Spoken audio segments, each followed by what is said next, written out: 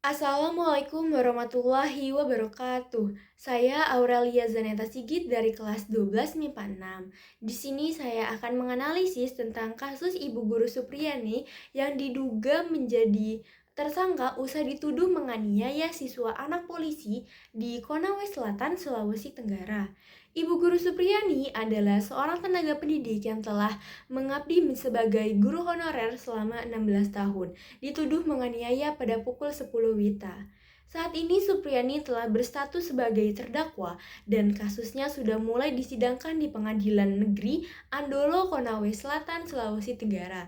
Seperti pada gambar di atas, ini adalah penampilan saat Ibu Supriyani ditangkap oleh pihak kepolisian. Namun, penahanan Supriyani ditangguhkan oleh hakim dengan pertimbangan terdakwa memiliki anak yang masih berusia balita. Dari kasus Ibu Guru Supriyani ini, saya dapat menganalisis beberapa hal. Yang pertama ada penyebab kasus Ibu Guru Supriyani, yaitu pelanggaran etika profesi. Diduga Ibu Supriyani melanggar norma-norma yang seharusnya dipatuhi oleh seorang pendidik, seperti berperilaku tidak sesuai dengan nilai moral yang diharapkan. Yang kedua itu kesalahan dalam prosedur pembelajaran. Terdapat indikasi bahwa metode pengajaran atau tindakan yang dilakukan oleh Ibu Supriyani ini di kelas tidak sesuai dengan prosedur yang sudah ditetapkan oleh pihak sekolah dan Kementerian Pendidikan.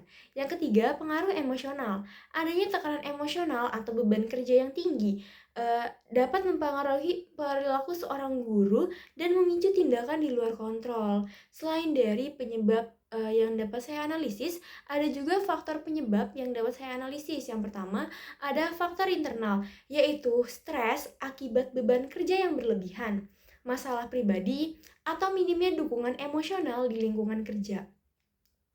Yang kedua, ada faktor eksternal, yaitu kurangnya pengawasan dan pembinaan dari pihak sekolah, serta minimnya pelatihan berkelanjutan bagi guru dalam menghadapi situasi yang menentang di kelas. Yang ketiga, lingkungan kerja. Situasi dan kondisi sekolah yang kurang kondusif, serta masalah infrastruktur juga berkontribusi terhadap tindakan yang mungkin dilakukan oleh Ibu Guru Supriyani.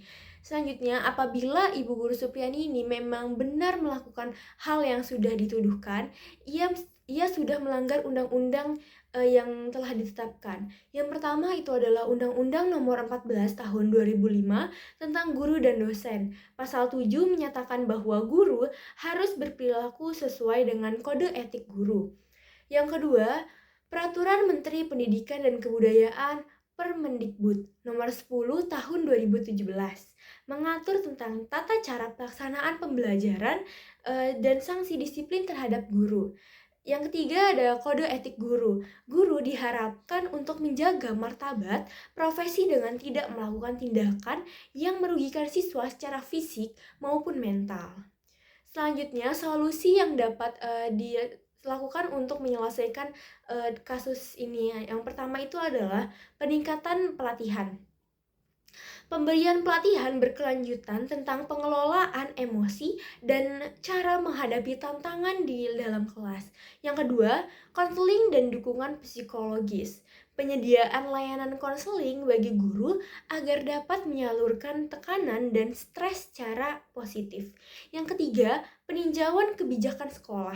Evaluasi kebijakan sekolah yang berkaitan dengan dukungan terhadap guru dan metode pengajaran yang efektif.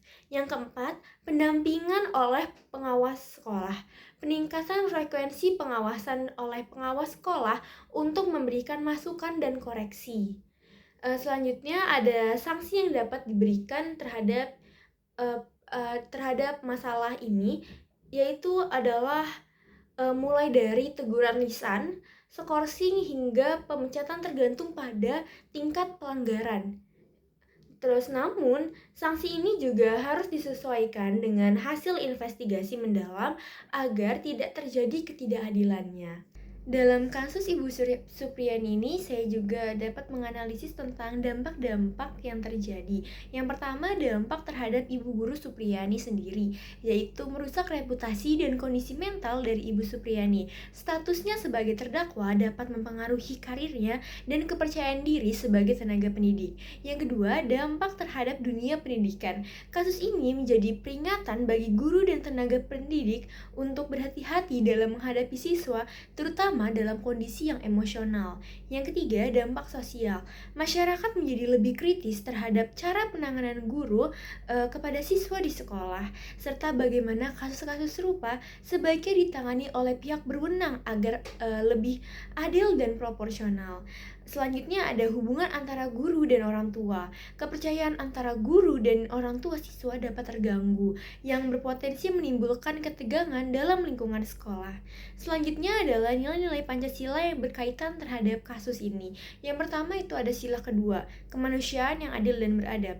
Kasus ini mengingatkan bahwa setiap tindakan termasuk oleh guru harus berlandaskan pada kemanusiaan dan menghormati hak asasi. Penggunaan kekerasan dalam pendidikan bertentangan dengan prinsip ini. Yang kedua ada sila ketiga, yaitu Persatuan Indonesia. Pentingnya kepersatuan antara guru, siswa, dan orang tua dalam menciptakan lingkungan sekolah yang harmonis. Yang terakhir yaitu sila kelima, keadilan sosial bagi seluruh rakyat Indonesia. Penanganan kasus ini harus dilakukan secara adil tanpa memandang latar belakang pelapor atau terdakwa. Guru honorer seperti Ibu Supriyani seringkali dihadapkan pada kondisi kerja yang kurang ideal, sehingga keadilan yang mencakup memperhatikan faktor-faktor yang mempengaruhi kondisi kerja guru. Selanjutnya ada pelanggaran hukum, yaitu Undang-Undang Perlindungan Anak UU Nomor 35 Tahun 2014 atas perubahan UU Nomor 23 Tahun 2002 tentang Perlindungan Anak. Pasal 54 menyatakan bahwa anak di sekolah harus mendapatkan perlindungan dan tindak kekerasan dan diskriminasi. Selanjutnya ada pasal 76C mengatur bahwa setiap orang dilarang melakukan kekerasan terhadap anak. Jika terbukti, ancaman hukuman bisa mencapai pidana penjara. Yang kedua ada Undang-Undang Sistem Pendidikan Nasional UU Nomor 20 Tahun 2003. Pasal 40 ayat 2 menyebutkan bahwa pendidik dan tenaga kependidikan wajib menciptakan suasana pendidikan yang aman, nyaman, dan kondusif. Dan ada Peraturan Pemerintah Nomor 53 Tahun 2010 tentang disiplin pegawai negeri sipil jika relevan dengan status kepegawaian. Peraturan ini mengatur tentang kedisiplinan pegawai negeri sipil atau PNS ataupun tentang guru honorer. Selanjutnya ada Peraturan Pemerintah Nomor 74 Tahun 2008 tentang guru. Dalam pasal 39 disebutkan bahwa guru wajib menjaga norma, etika, dan tata tertib di sekolah. Sekian analisis yang dapat saya sampaikan dari kasus Ibu Guru Supriani ini. Kurang lebihnya saya mohon maaf. Wassalamualaikum warahmatullahi wabarakatuh.